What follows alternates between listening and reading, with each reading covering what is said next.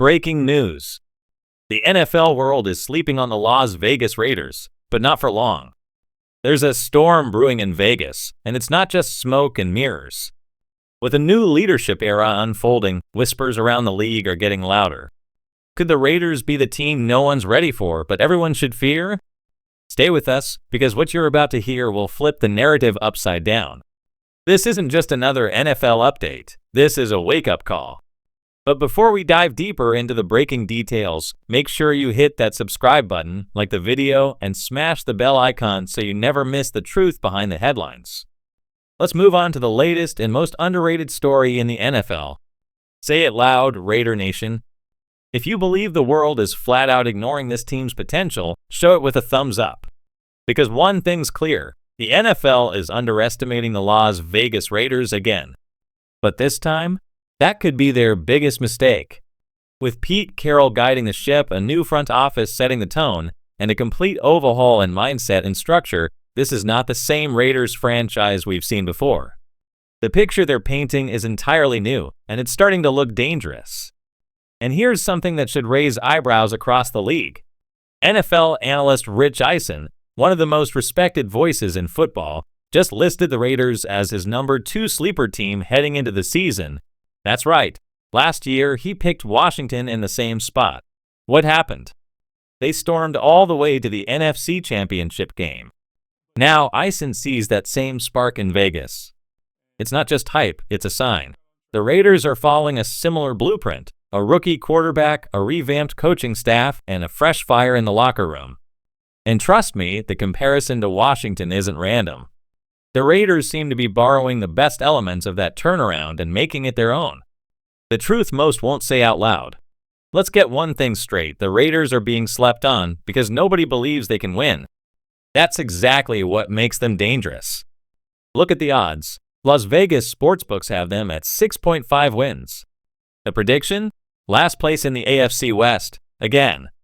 But here's the thing, being the underdog, that's where the real Raiders thrive. They've been counted out, they've been written off. But beneath that low expectation is a team with grit, talent, and a point to prove. I'm betting on the over every single time. And if history tells us anything, it's this: when you doubt the Raiders, they tend to show up with fire in their eyes and a chip on their shoulder. Let's not sugarcoat it. The history is brutal. Since January 19, 2003, the Raiders haven't tasted a single playoff win. The last time they won the AFC West? 2002. That's over 2 decades of heartbreak, bad decisions, and missed opportunities. Only the Cleveland Browns have lost more games in that span. Yeah, 228 losses. That number alone explains why the Raiders are often brushed aside. But here's the thing no one's saying out loud. This version of the Raiders isn't built on the past.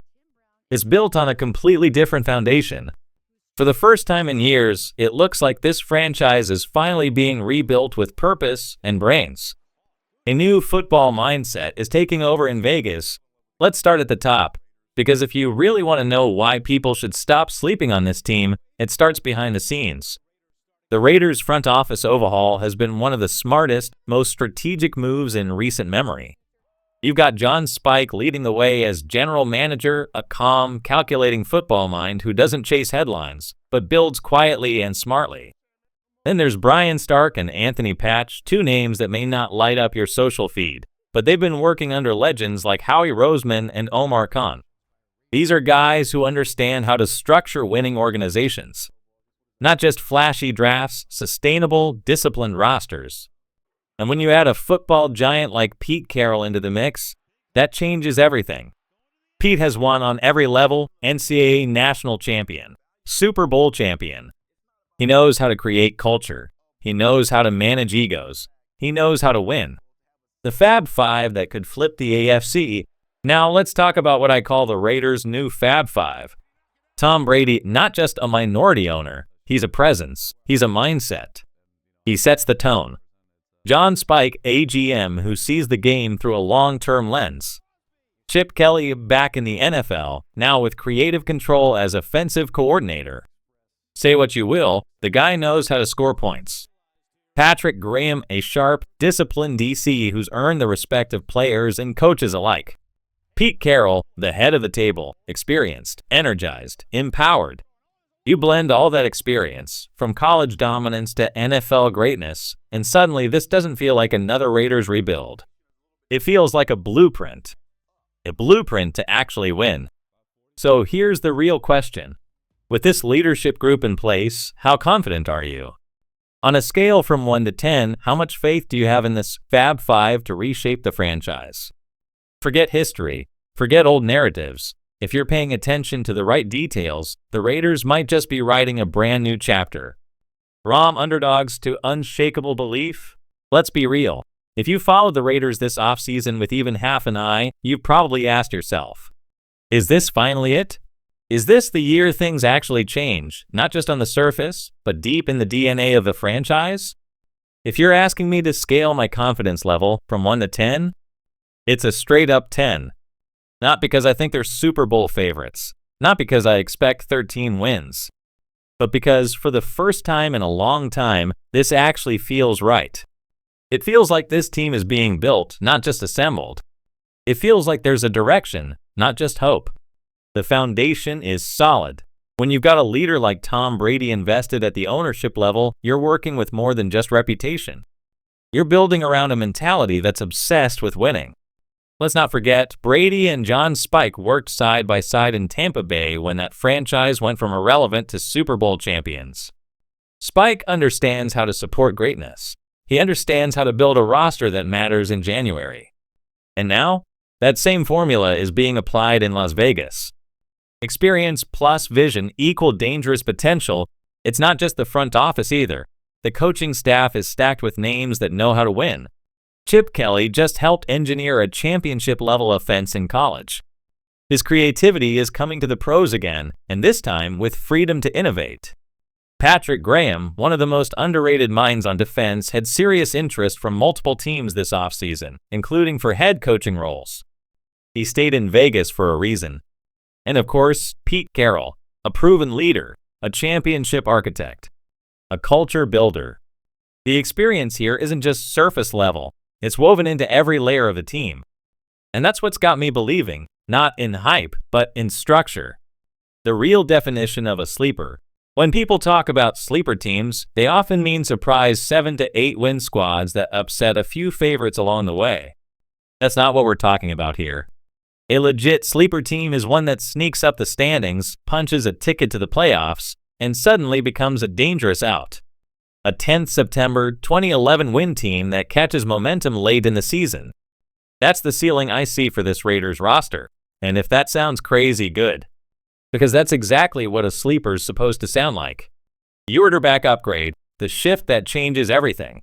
Let's be honest, if you're trying to transform a football team overnight, there are 2 places you absolutely have to upgrade. Head coach, quarterback, and guess what? The Raiders just upgraded both. That alone should be enough to make the rest of the league uncomfortable. For far too long, the Raiders have cycled through quarterbacks and play callers like a team stuck in limbo, never fully committing to a future, never getting the right guy under center. But that uncertainty ends now. Geno Smith is not just an upgrade, he's a statement. Say what you want, but Geno Smith is the best quarterback this franchise has had since the 2016 version of Derek Carr, and frankly, it's not even close. Compare him to the names we've seen roll through recently. Aiden O'Connell, Jimmy Garoppolo, Brian Hoyer, Marcus Mariota, Desmond Ridder. Respect to all of them, but none bring the upside, consistency, and leadership Geno does. This is a quarterback-driven league. If you don't have one, you're not playing in January. And finally, the Raiders do. Geno is experienced, composed, and efficient. He's proven he can win games, protect the football, and elevate those around him, something Raiders fans haven't truly seen since the early Carr years. If you love numbers, here's the stat that should wake you up. There's one under-the-radar factor that works hugely in the Raiders' favor this year. 12 of their games will be played in domes. Only 5 are outdoors. Why does that matter? Because dome games equal controlled environments. No wind, no rain, no cold. It's a quarterback's dream, and Geno thrives in that setup. Clean reads, sharp timing, precision passing, all of it. This schedule is practically built for an efficient passer to pick defenses apart. That's exactly what Geno is known for. Coaching plus QB equal competitive edge. For the first time in what feels like forever, the Raiders have a quarterback and a coaching staff that speaks the same language. Pete Carroll is a steady leader. Chip Kelly is bringing a creative spark. And Geno Smith? He's the engine that can finally bring it all to life. This is no longer a team hoping to stay close and maybe get lucky in the fourth quarter.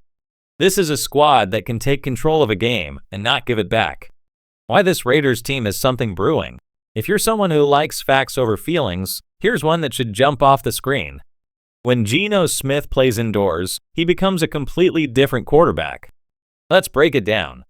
Outdoor games, 36 starts. 43 touchdowns, 31 interceptions, 89.7 passer rating. Indoor games, 14 starts.